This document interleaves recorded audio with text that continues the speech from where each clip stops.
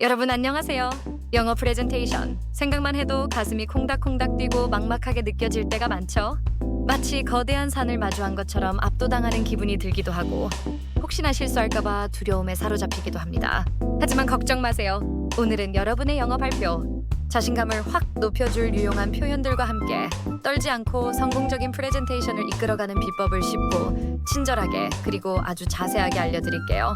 이 시간은 여러분이 영어 발표에 대한 두려움을 극복하고 당당하게 자신의 메시지를 전달할 수 있도록 돕는 소중한 기회가 될 것입니다. Good morning, everyone. I'm truly excited and privileged to share some valuable insights with you today. Insights that I believe will resonate deeply and contribute significantly to our collective understanding. 모두 좋은 아침입니다.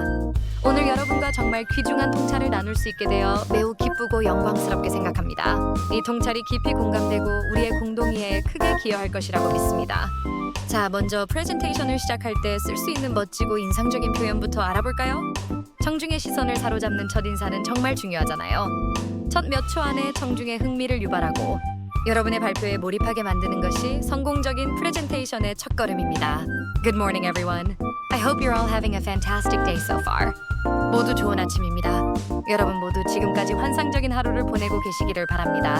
Today, I'd like to talk about a topic that is incredibly relevant and impactful. Your topic here.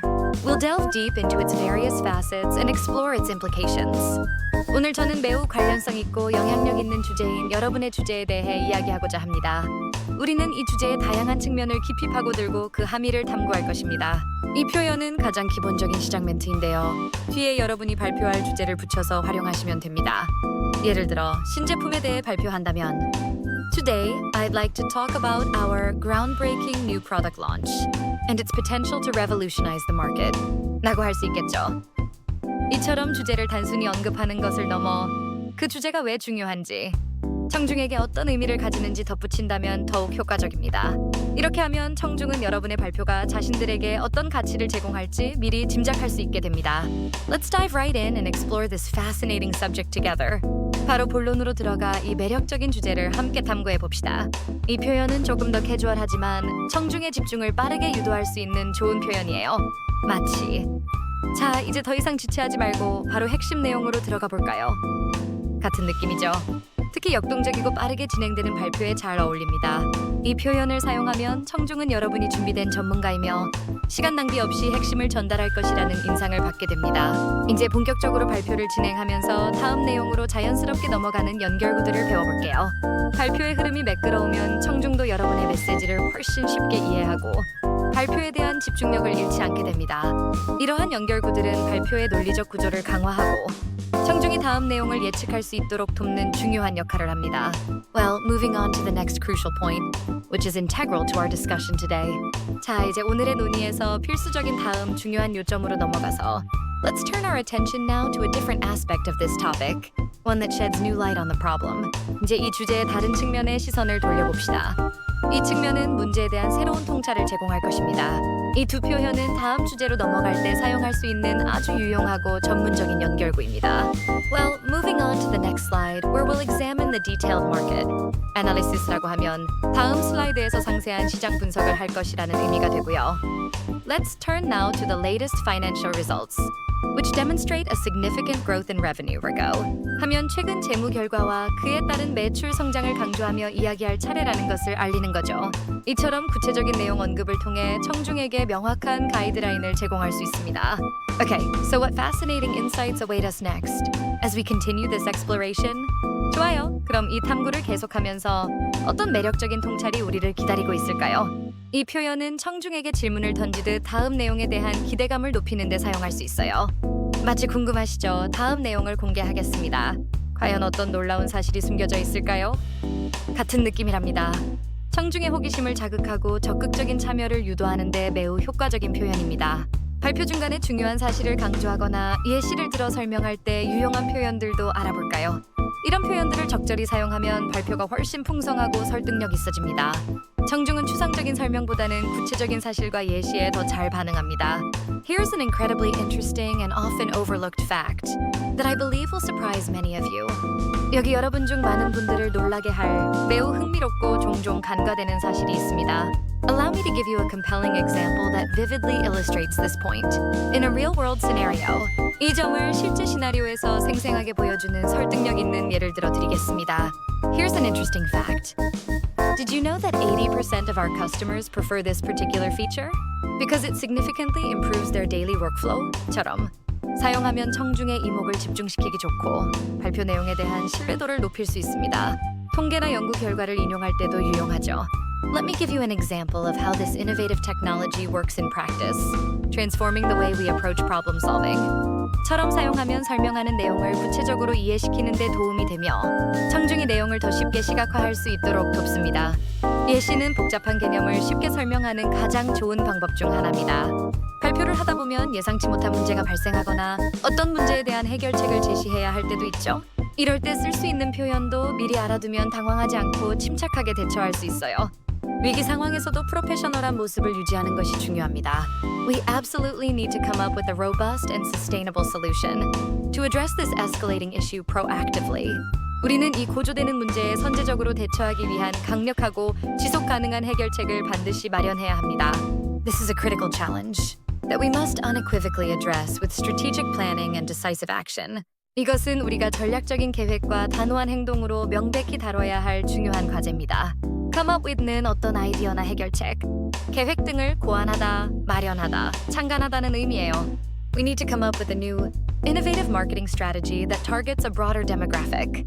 라고 하면 새로운 마케팅 전략을 세워야 한다는 뜻이 되겠죠. 이 표현은 단순히 문제를 인식하는 것을 넘어 적극적으로 해결책을 모색하는 의지를 보여줍니다. address는 다루다, 처리하다, 해결하다는 의미로 문제나 과제를 해결해야 할 때 사용합니다. This is a critical challenge we need to address immediately to prevent further complications and ensure future success. 라고 하면 즉시 해결해야 할 과제라는 점을 강조할 수 있습니다. 이 단어는 문제에 대한 책임감과 해결 의지를 나타내는 데 적합합니다. 이제 발표의 마지막 마무리 멘트입니다. 깔끔하고 인상적인 마무리는 발표의 여운을 길게 남겨주고 여러분의 메시지가 청중의 기억 속에 오래도록 각인되게 합니다. 마무리는 단순히 끝을 알리는 것을 넘어 핵심 메시지를 재강조하고 청중에게 행동을 촉구하는 기회가 될 수 있습니다. Let's bring this insightful discussion to a comprehensive close and summarize the key takeaways. 이제 이 통찰력 있는 논의를 종합적으로 마무리하고 핵심 요점들을 요약해 봅시다. To summarize, we've extensively discussed the multifaceted aspects of your topic, examining its origins, current state, and future implications. 요약하자면 우리는 여러분의 주제의 다면적인 측면들을 광범위하게 논의했으며 그 키원, 현재 상태, 그리고 미래 함의를 살펴보았습니다. In conclusion, I'd like to emphatically emphasize the critical importance of your key message as we move forward. 결론적으로 저는 우리가 앞으로 나아가면서 여러분의 핵심 메시지의 결정적인 중요성을 강력히 강조하고 싶습니다. Let's wrap up은 발표를 마무리할 때 쓰는 아주 간결하면서도 명확한 표현이에요. 이 외에도 to conclude, in closing 같은 표현도 사용할 수 있습니다. To summarize 다음에는 발표에서 다루었던 핵심 내용을 간략하게 하지만 명확하게 요약해주면 되고요. 이때 숫자가 포함된 주요 통계나 가장 인상 깊었던 예시를 다시 언급하는 것도 좋은 방법입니다. In conclusion, 다음에는 여러분이 전달하고 싶은 최종 메시지나 가장 중요한 포인트를 다시 한번 강조해 주시면 좋습니다. 이 부분에서는 청중에게 남기고 싶은 가장 강력한 한두 문장을 사용하세요. 이는 발표의 전체적인 인상을 결정짓는 중요한 순간입니다. Finally, I'd like to extend my sincerest gratitude to each and every one of you for your invaluable presence, rapt attention, and thoughtful engagement today. 마지막으로 오늘 귀한 자리에 참석해 주시고 집중하여 경청해 주시며 사려 깊은 참여를 해주신 여러분 한 분 한 분께 진심으로 감사드립니다. Now, I'd be delighted to open the floor for any questions you might have, and I look forward to our discussion. 이제 질문이 있으시다면 기꺼이 질문 시간을 갖고 우리의 논의를 기대합니다. 청중에게 감사 인사를 전하고 질문을 받는 시간은 매우 중요합니다. Thank you for your attention. Thank you for listening. I appreciate your time and consideration. 같은 표현도 좋고요. 질문을 받을 준비가 되었음을 알리는 Do you have any questions? 나 I'm happy to answer any questions you may have. 는 필수적인 마무리 멘트입니다. 질문을 받을 때는 여유를 가지고 이해하기 쉽게 답변해 주는 것이 중요합니다. 자신감 있는 영어 프레젠테이션을 위한 추가 팁도 몇 가지 알려드릴게요. 이 팁들은 여러분의 발표 역량을 한 단계 더 끌어올리는 데 결정적인 역할을 할 것입니다.